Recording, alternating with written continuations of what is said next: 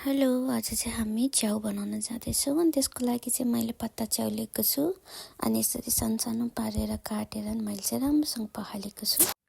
अनि कराईमा थोरै तेल राख्ने अनि तेल तातिसकेपछि चाहिँ थोरै मेथी अनि मेथी कालो भइसकेपछि चाहिँ हामी च्याउ पखालेर राखेको च्याउलाई हामी सिधै तेलमा राख्नेछौँ। यसलाई चाहिँ हामी चलाएर हाई फ्लेममा पकाउनेछौँ अनि च्याउबाट चाहिँ धेरै पानी छुट्ने भएको हुनाले हामी चाहिँ यसलाई हाई फ्लेममा चाहिँ मजाले पकाउँछौँ।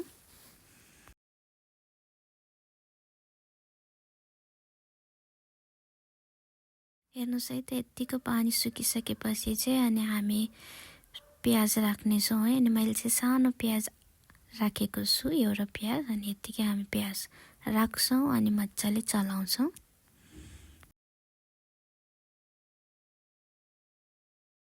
अनि स्वाद अनुसार नुन राख्छौँ।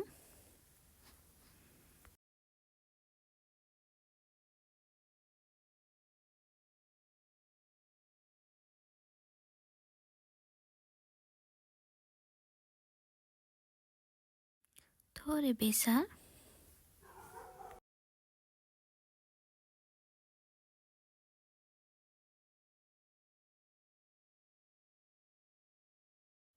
अनि एउटा गोलभेडा काटेर राखेको छु है।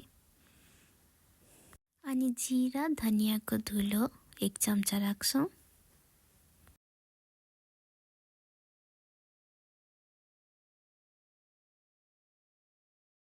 थोरै मरिच र एउटा खोर्सानी राखेको छु। अनि तपाईँलाई चाहिँ कतिको पिरो खान मन लाग्छ त्यसरी नै राख्नु होला। अनि थोरै अदुवा राखेर मैले चाहिँ यसरी पिसेको छु। यसरी पिस्दा चाहिँ एकदम टेस्टी हुन्छ है।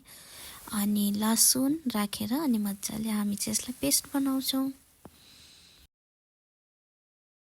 मैले चाहिँ पिसेर यसरी निकालिराखेको छु अनि यसलाई चाहिँ हामी त्यही च्याउमा राखेर अनि यसलाई पनि मजाले हामी पकाउँछौँ। अदुवा लसुनको स्मेल नजाउन्जेलसम्म मजाले पकाउँछौँ।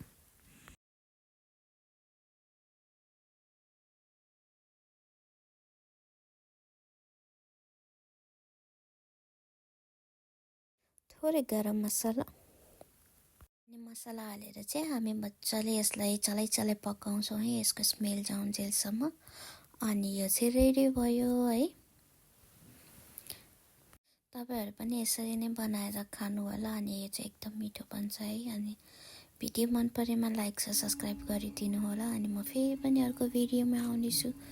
बाई।